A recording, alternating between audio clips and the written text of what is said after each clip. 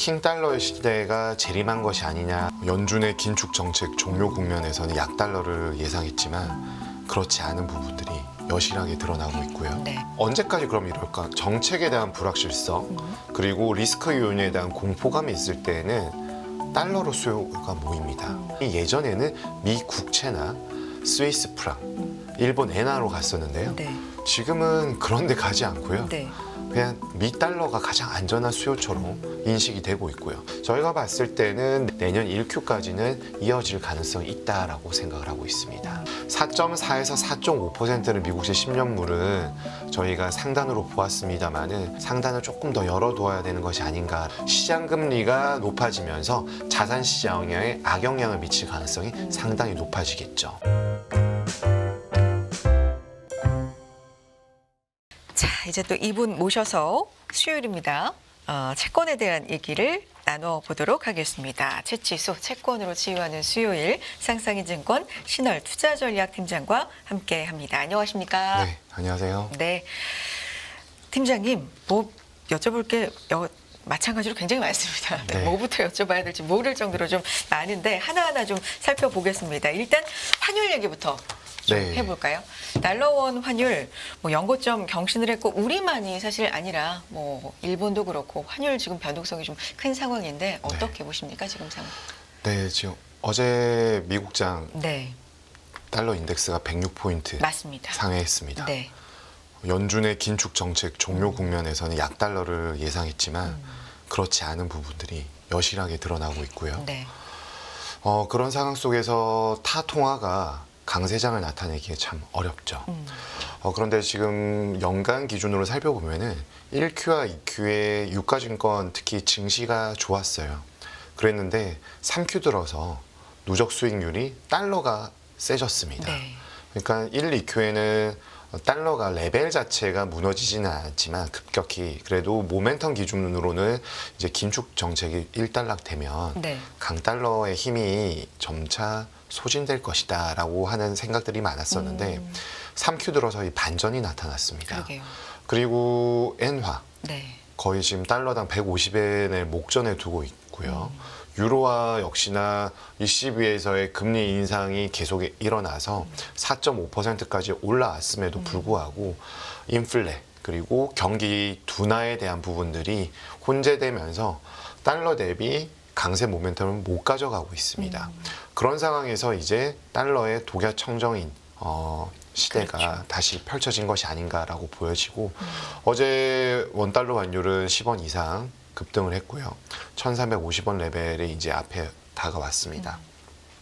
뭐 전반적으로 우리나라만의 문제가 아니라 킹 달러의 시대가 재림한 것이 아니냐라는 생각들을 하고 있기 때문에 네. 당분간은 이러한 부분들이 나타날 것으로 보여지고요. 언제까지 그럼 이럴 것이냐? 사실 최근 들어서 정책에 대한 불확실성 그리고 리스크 요인에 대한 공포감이 있을 때에는 달러로 수요가 모입니다. 그러니까 연준의 정책과 무관하게 계속해서 어떤 유가증권에 대한 투자 심리가 굉장히 위축이 되는 모습들이 나오면은 그 돈이 예전에는 미 국채나 스위스 프랑, 일본 엔화로 갔었는데요. 네, 지금은 그런 데 가지 않고요. 네, 그냥 미 달러가 가장 안전한 수요처럼 인식이 되고 있고요. 그리고 확실한 지금 호재가 있는 유가 등 에너지 가격에 조금 쏠림이 있는 것으로 보여집니다. 즉 연준의 긴축 정책 우려뿐만 아니라 다양한 요인들에 대해서 미국 정부 셧다운 그리고 경기에 대해서 이게 노랜딩에 가까운 경기 호조세, 실적이 크게 부러지지 않은 모습들.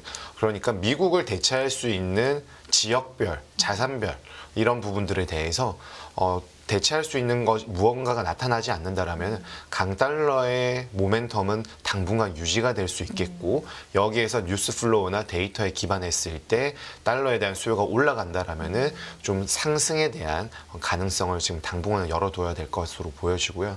저희가 봤을 때는 내년도 연준의 입장이 3Q 정도의 금리 인하가 수순대로 된다라면은 1Q까지는 현재 레벨 내외에서의 달러 모멘텀이 강하고 네. 뉴스에 조금 반응할 수 있는 그런 흐름들은 내년 1Q까지는 이어질 가능성이 있다라고 생각을 하고 있습니다. 이게 그러니까 예상과 좀 다르게 간다는 데서 좀 네. 당황스러운 거잖아요. 사실 작년에 킹달러, 뭐 가달러까지도 네. 얘기를 했었는데 그게 사실은 금리 인상 어쨌든 막바지 국면이면서 좀 수그러들지 않을까 했었는데 이게 이런 식으로 다시 간다는 건 좀 네. 전 세계적으로 약간의 예상과 다르게 간다. 그렇죠. 네. 정확하게 말씀 주셨는데 네. 예상과 다를 때 네. 놀라잖아요. 그렇죠. 놀랐을 때 투심이 어디로 가느냐가 가장 네. 핵심입니다. 네. 그러니까 놀라게 되면은 투자에서 가장 회피하는 것이 불확실성이지 않습니까? 그렇죠. 네. 이를 회피할 때 안전한 수요처는 달러다라는 인식이 팬데믹 이후에 공고해졌다라고 말씀드렸고 일전에도 말씀드린 것처럼 무브 인덱스 미국채 변동성 지수가 지금 9개월 연속 100포인트 월 평균 기준으로 유지되고 있는데요. 2007년부터 9년까지 24개월을 기록한 이래 가장 높은 수준입니다. 근데 그때와 다른 점은 그 당시에는 2008년엔 금리 인하가 되었고요. 지금은 금리 인상이 끝나지 않은 상황에서 9개월째 나타나 있다 보니까 안전자산의 대명사인 미국채로도 그 투심이 여전히 오지 못하고 위축이 되어 있고 오히려 달러에 대한 부분이 있기 때문에 21년도 이후부터 그래프를 보게 되면은 무브 인덱스가 우상향할 때는 달러 인덱스 또한 우상향한다. 이게 지금 여전히 패턴처럼 나타나고 있습니다. 그렇군요. 자, 그래서 뭐 앞서서도 유가 얘기도 해주시고 여러 얘기 해주셨는데 그래서 최근에는 뭐 유가는 롱이고 주식과 채권은 숏이고 뭐 이런 분들 아니면 다 네. 그렇죠. 많이 좀 네. 힘드시지 않을까라는 생각이 드는데 국채금리 얘기를 좀 해보겠습니다. 미국 국채금리 우리 4.3 네. 10년물 네. 얘기를 많이 했었는데 뭐 4.3은 그냥 지금 4.5도 네. 넘어서고 있고요. 지난 여름에 빌 에크먼이죠. 얘기한 걸 너무 좀 세게 얘기한 거 아니야 했었는데 이분 말이 맞아가나라는 생각이 네. 좀 들 정도거든요. 지금 10년물 국채금리 어떻게 보고 계십니까? 네, 최근 들어서 네. 상승세가 이어지다 보니까 좀 상단을 열어둘 필요가 있다라고 생각을 했었는데 네. 여러 가지 악재들, 채권 시장의 악재들이 겹치다 보니까 레벨이 좀 급등하는 모습들이 나오고 있다라고 진단을 하고 있고 네.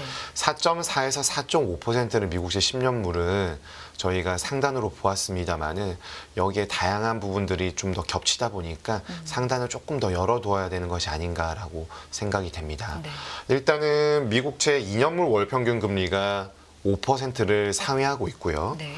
06년 7월 그러니까 아까 10몇 년 만에 뭐가 많다라고 하셨는데 이 또한 근 17년이죠. 그렇죠. 근 17년 만에 가장 높은 수준까지 올라왔습니다. 네. 연준의 긴축 정책이 종료되고 있는 상황임에도 불구하고 기준금리 대비 금리 스프레드 그리고 시장금리의 상승 이런 부분들이 스프레드의 확대와 금리의 상승이라는 공통적인 모멘텀이 확대되고 있는 상황이 굉장히 이상한 현상이라고 볼 수가 있겠죠. 네. 과거에는 금리 인상 후반부, 중반부가 되면은 금리의 하락 모멘텀 먼저 선행적으로 나타나고 기준금리 대비 시장금리 스프레드가 좁혀지거나 네. 역전폭이 확대되어야 되는데 지금은 반대의 양상이 나타나고 있다라는 점이 좀 전에 말씀드린 것처럼 미국채 변동성 지수가 100포인트를 계속 넘고 있는 상황이기 때문에 투심이 쉽게 매수로 가기 어렵고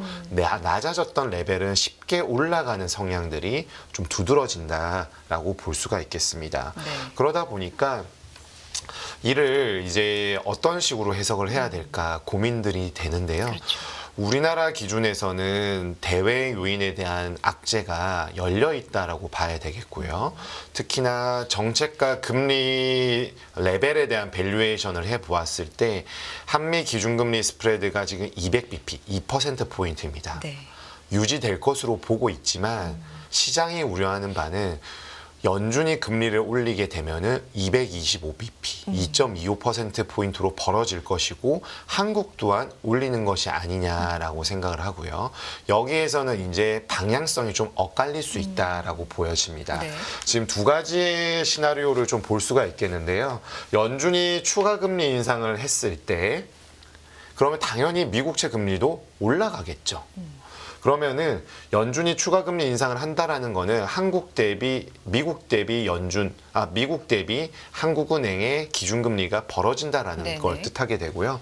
05에서 06년의 사례로 해석할 수가 있습니다. 이 당시에는 미국이 움직이게 되면은 우리나라도 후행적으로 따라가면서 국고채 금리 또한 동반 상승하게 되는 상황이 나올 것이고 시장 금리가 높아지면서 자산 시장에 악영향을 미칠 가능성이 상당히 높아지겠죠. 네. 그 부분들이 대표적으로 07년에 버블을 만났고 08년도에 글로벌 금융위기 이후에 전 세계가 쪼그라드는 모습들이 우리가 확인한 바가 있습니다. 다만 그나마 지금 시장의 패드워치나 블룸버그 컨센이나 이런 부분들이 엇갈리고 있는 부분들은 연준이 금리 인상을 한다고 하는 부분에 대한 경계심과 위협감을 느끼고 있지만 실질적으로 금리 인상을 할까? 매파적인 동결을 계속하는 것이 아닌가라고 생각을 해본다라면은 18년도에서 19년도의 사례를 볼 수가 있겠습니다. 네. 18년도에 금리를 올렸고요. 19년도 여름에 금리를 내렸는데요. 그때처럼 이제 텀을 두고 이제 움직이게 될 텐데 그렇게 되면은 시장은 서서히 안도의 한숨을 쉬게 되면서 연준의 스탠스가 좀 확인이 되고 있기 때문에 미 국채 금리는 소폭 하향 조정을 점진적으로 할 것이고 그에 반해서 국내 금리는 당분간은 횡보할 가능성이 높겠습니다. 네. 횡보하면서 한미 기준금리 스프레드와 미국채 대비 국고 10년물 금리 스프레드의 레벨을 계속 미세 조정을 하는 국면들이 펼쳐질 것으로 보여지고요. 당분간은 좋기 좀 어렵다. 왜냐하면은 연준의 스탠스가 아직 조금 퀘스천 마크들이 있고 데이터들을 좀 더 확인해야 되는 가운데 국내 시장에서는 추석을 앞두고 단기 자금 시장이 굉장히 위축이 되어 있어서 어제 RP 매입 5조 원이 유동성 공급 조치가 한국에서 나왔고요. 네. 그러한 부분들이 단기 자금 시장, 채권 시장, 증시, 실물 경제까지 다 이어지는 연결고리 하에 있다라고 보시면 되겠습니다. 사실 조금 거슬러 올라가서 생각을 해보면 연준 같은 경우는 아직 금리 인상 기조가 끝난 게 아니야 더 올릴 수 있어라고 계속 했었는데 네. 시장이 좀 긍정 일색일 때는 그걸 네. 잘 안 믿었거나 네. 뭐 이랬던 것 같아요. 네. 근데 지속적으로 그렇게 얘기했던 건 생각해보면 맞는 것 같고 네. 그러다가 이제 최근에 점도표 자체가 변화가 있고 뭐 중위금리 얘기도 나오고 조금 네. 더 센 얘기들이 나오면서 시장도 같이 이렇게 네. 좀 반응을 하고 있는데 금리 인상 자체가 한 번에서 두 번 정도 남았다고 얘기할 때 네. 소장님 말씀해 주셨듯이 한미 금리 차가 이제 벌어지잖아요. 네. 그러면 어제도 한국은행 뭐 가계부채 얘기 좀 네. 심각하게 하던데 그런데 우리는 좀 올리기 어려운 상황 아닙니까? 맞습니다. 네. 지금 가계부채 기준으로 조금 말씀을 드릴게요. 물가에 대한 부분은 많이 말씀을 드렸으니까요. 지금 전년 말 대비해서 주택담보대출은 18.5조 원이 늘었습니다. 네. 그래서 지금 가계부채에 대한 지금 워닝 시그널이 나오고요. 반면에 기타 대출, 이른바 신용대출, 마이너스 통장, 기타 등등의 대출들은 19.5조 원이 줄었습니다. 그러면은 두 개를 네팅을 치게 되면 1조 원이 오히려 가계 대출은 줄었는데요. 네. 문제는 문제는 뭐였냐? 정책자금발 대출입니다. 주택금융공사, 도시기금발 제일 핵심 상품이 공전의 히트를 기록한 특례 보금자리로 네. 있겠죠. 정책자금발 주택담보대출이 20조 원이 늘었습니다. 그러다 보니까 예금 취급 기관과 은행의 주택담보대출과 기타 대출은 네팅을 치면 거의 비슷한데 크게 늘지 않았는데 특례 보금자리론 때문에 굉장히 늘어났거든요. 부동산 시장의 안정화를 일정 부분 가져온 것도 사실입니다. 그런데 수치만 봤을 때는 이러한 것도 다 가계부채에 포함이 되거든요. 가계신용 이외에 이제 한 열로 데이터가 나오게 되는데요. 거기에서 이제 워닝 시그널을 좀 강하게 잡은 것 같아요. 그리고 부동산 시장은 서울과 수도권 중심으로 온기가 확산이 되고 지방 대도시와 기타 지역에 대한 부분들 조금 온기가 확산될 것을 기다리는 동시에 그렇기 때문에 특례 보금자리론 공급을 9월에 전격적으로 끊었죠. 네. 가계대출이 더 느는 것을 이제 놔둘 수 없다라는 입장이 나타난 것으로 보여집니다. 이게 완전히 다 막힌 겁니까? 아니면 우대형도 있고 뭐 일반형도 있고 좀 나뉘지 않습니까? 제가 상품에 대한 네. 부분들은 정확하게 뭐 저희가 사실 네네네네. 좀 파악하기 네네. 어려워서 그 부분은 제가 확인을 하고 네네네. 다음 기회에 또 네네. 말씀드릴 수 있도록 하겠고요. 일단은 그런 부분들, 대출에 대한 부분들이 상당히 좀 지금 한국은행 입장에서는 좀 다소 불편할 수가 있습니다. 어제 금융안전 보고서가 나왔는데 저희의 추정치에 의하면은 올해는 성장률 대비 민간 신용의 레버리지 비율이 조금 더 늘어날 것으로 보여집니다. 그렇기 때문에 GDP 대비 가계 신용 또 기업 부채를 합친 민간 레버리지는 더 늘 것으로 보여집니다. 그러니까 그 임계치가 점점 목을 넘으려고 하는 모습들로 나타날 것이고 한국은행은 그렇기 때문에 우리가 좀 전에 말씀하신 것처럼 금리 인상이 끝났다, 끝날 것이다. 그러면은 경기를 본다라고 생각을 하고 먼저 선행적으로 유가증권에서 주식이 날아가고 채권 금리가 내려갔지 않습니까? 그런데 지금 되돌려진 현상들은 왜 그러냐? 한국은행법은 물가 안정과 금융 안정을 추구하는데 금융 안정에 대한 안도를 하기 이전에 경기를 너무 먼저 본 것이죠. 그러니까 물가는 잡힐 것 같은데 그 다음이 경기가 아니라 한국은행과 뭐 기타 중앙은행들은 그 사이에 부채에 관련된 부분을 지금 끼워 넣고 있는 거죠. 그래야지만 물가가 어느 정도 잡힌다고 해서 이 매파적인 그동안의 통화정책의 긴축적 통화정책의 누적된 효과가 당시일 내 끝나는 것이 아니라 중장기적으로 효과가 좀 퍼져야만 기대 인플레도 제어할 수 있고 자산 시장에 유동성이 공급되는 것 또한 적정 수준에서 좀 안정적으로 관리할 수 있다라는 인식들을 하는 것 같습니다. 만약에 그렇지 않다면 경기로 바로 가기 때문에 생각한 것처럼 바로 긴축, 금리 인상, 동결 조금 하고 바로 인하로 가야 되는 거예요. 그런데 지금 그런 신호들이 안 나오고 있지 않습니까? 이거는 한국은행의 입장에서는 물가 안정 1조 1항을 먼저 충족을 하고 시간이 조금 걸릴 것 같으니까 그 중간에 금융 안정이라는 정책 목표를 전면에 내세웠다. 그러다 보면은 한국은행의 입장에서는 정책 전환 시그널을 일러도 내년 2분기 정도가 되지 않을까.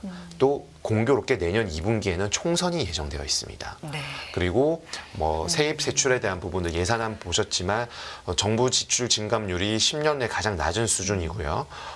세수는 부족합니다. 그러면은 물가에서 경기로 서서히 이동을 할 때 금융 안정도 일정 부분 레벨이 유지가 된다라면은 그 다음에 경기로 갈 것이고 추경에 대한 이슈가 다시 부상할 수 있는 그런 것들은 있는데 워낙에 이 정치적인 부분들이 있기 때문에 재정 건전성 기조와 경기 부양이라는 것이 그 이후에 어떤 국회에 그런 형국이 형성되는 것과 좀 연관지어서 생각해야 되나 지금은 그렇게 될 수 있다라는 한 옵션을 열어두는 것이고 그 이전까지는 상당히 불편한 재료들이 시장의 우위를 점할 가능성이 높겠죠. 이제 자세하게 설명을 해주셔서 이제 전반적인 상황의 그림이 그려졌는데 그렇다면 네. 이런 상황에서 사실 올해 채권 쪽으로 많은 관심들이 네. 쏠렸다라는 것들도 뭐 기사를 통해서도 많이 접하셨을 테고 네. 그런데 많이 어렵거든요. 네. 변동성도 굉장히 커졌고 네. 뭐 전략이란 말 저는 별로 좋아하진 않습니다만 어떤 뭐 계획이랄까요? 뭐 이런 게 네. 필요합니까? 일단 네. 발행 시장을 살펴보면은요. 네. 지금 20년 이후 팬데믹 때 발행이 늘어날 수밖에 없었고 21년, 22년, 23년 점차 총 발행액이 줄고 있어요. 네. 국고채도 줄고 있고 비국채도 줄고 있고요. 근데 생각해 보면은 설비 투자 올해 한국은행 마이너스 3% 예상합니다. 그러면 기업들의 자금 조달 니즈가 좀 줄겠죠. 네. 그리고 금리가 하반기에 좀 떨어질 것 같았는데 그렇지 않았다라는 거죠. 그러다 보니까 내년으로 좀 이연될 가능성이 있다 보니까 내년엔 발행이 좀 늘어서 선택지가 좀 늘 수 있을 것 같습니다. 그리고 발행이 늘면 금리 레벨이 좀 올라가겠죠. 그렇지만 저쿠폰과 고쿠폰에 대해서는 세제에 대한 부분들이 있기 때문에 개인들이 투자를 하실 때에는 이 표면 이자율에 대한 고민은 좀 가져가 볼 필요가 있겠고요. 좀 재미있는 부분은 네. 개인의 원화채 잔액이 정말 기하급수적으로 늘었어요. 그렇다면서요? 네, 지금 9월 지난주까지요. 네. 45.4조 원입니다. 이게 어느 정도냐면요. 지금 45를 나누기 2하면은 22조 원 정도 되잖아요. 그렇죠. 근데 9개월 동안 19조 원이 늘었어요. 아, 그 거의. 22조 중에서 그러니까 네. 절반이 22조인데 네. 이런 식으로 가게 아. 되면은 올해 100%의 잔액이 느는 거죠. 네. 작년 말에. 지금 9개월 만에 거의 85% 정도가 늘었으니까요. 이게 이랬다는 거는 금리에 대한 예측들을 다 한 방향으로 좀 하고 있었다는 거 아닙니까? 일단 채권에 대한 투자 저변이 좀 넓어진 것 네. 같고요. 그리고 금리에 대해서 네. 높아지니까 좀 생각들을 많이 하시는 것 같아요. 그래서 그 여기서 좀 특이한 부분은요. 작년도에 채권 투자, 순 투자가 잔액이 약 18조 원 정도 늘었고요. 지금 19조 원 정도 늘었다고 말씀드렸잖아요. 근데 작년에는 국채 투자가 3조 원밖에 안 됐습니다. 그럼 나머지는 뭐 했느냐? 비국채, 회사채, 은행채, 특수채와 같은 비국채가 15조 원에 육박을 했었습니다. 네. 그런데 올해는 반대의 양상이 나타났어요. 올해는 국채가 10.5조 원, 비국채가 8.5조 원 내외. 이 말은 즉슨 작년에는 금리를 올리기 시작했었던 거고요. 그러다 보니까 국채보다는 국채의 리스크 프리미엄이 가산되어 있는 비국채로 좀 간 것으로 보여지고요. 올해는 금리 레벨이 작년 연말부터 많이 올라와 있지 않습니까? 그러니까 다른 채권 종류별 투자보다는 국채로 가면서 한번 테스트를 해보는 그런 상황들이 펼쳐졌고요. 마지막으로 한 가지 드릴 말씀은 그런데 비국채에서 국채로 투자 비중이 좀 이동했다고 말씀드렸잖아요. 그러다 보니까 이 벤치마크에 대한 투자 수익률에 대한 부분은 만기 수익률로 대체를 해서 생각을 해본다라면은 YTM이 작년 말에는 5.03%였는데요. 지금은 9월 말 기준으로 4.39%입니다. 약 0.6%포인트 정도 떨어졌죠. 그러니까 국채로 가면서 만기 수익률은 조금 조정을 한 것 같아요. 그러니까 안정성을 조금 이제 채권 투자에 있어서도 작년에는 고금리를 조금 더 확보하고 싶었다. 네. 그런데 올해는 안정적으로 국채부터 좀 투자를 해보자라는 게 개인들의 그런 모습들이고 네. 뭐 잘 아시겠지만 ETF는 100조 원 시대가 됐고요. 개인들의 채권형 뭐 투자 상품들은 개수도 늘어났는데 네. 일단 작년부터 만기 매칭형 ETF에 대한 여러 가지 제도적인 장치들로 인해서 수요가 많이 늘었고 올해는 그 부분들이 작년 상반기 하반기 변곡점에 있었다라면은 올해는 최근 들어서 안정적으로 꼭 돈이 들어왔었는데 한 7천억 정도 이렇게 월간으로 들어오다가 지금 약 지금 1조 원 이상씩 계속 꾸준히 들어오고 있다라는 부분들은 채권 투자에 대한 관심도가 ETF나 현물 채권에 대해서 굉장히 높아져 있다라는 네. 점 말씀드릴 수 있습니다. 마지막으로는 저는 계속 말씀드리고 있지만 조금 보수적으로 대응을 하는 필요는 있다. 조금 그 보수적 대응 기간을 작년에 최근에 지난달까지만 하더라도 이제는 투자의 시점이 조금 다가오는 것이 아니냐. 하반기 초반은 조심하고 하반기 후반부에는 조금 대응할 수 있다라고 생각을 했었는데요. 연준 지난주 FOMC 이후에 다소 좀 달라졌기 때문에 그 조심할 보수적으로 대응하는 기간들을 한 1개월 정도는 좀 연장할 필요는 있다라고 말씀드리겠습니다. 알겠습니다. 약간 뭐 다른 얘기입니다만 변동성 지수라고 하죠. 빅스 지수 최근에 좀 낮게 유지가 되곤 있습니다만 간밤에 보면은 거의 15%가 뛰었습니다. 그러니까 전반적으로 어떤 심리가 최근에 며칠가 좀 있는지 보여주는 거라고 생각을 하고 거기에 중심이 되는 건 어쨌든 금리가 한 축이 있기 때문에 이런 부분들 좀 잘 생각해보고 그래도 당분간은 보수적으로 좀 대응해보는 게 좋을 것 같다라는 말씀 해주셨습니다. 상상인증권 신월 투자전략팀장 함께했습니다. 팀장님 고맙습니다.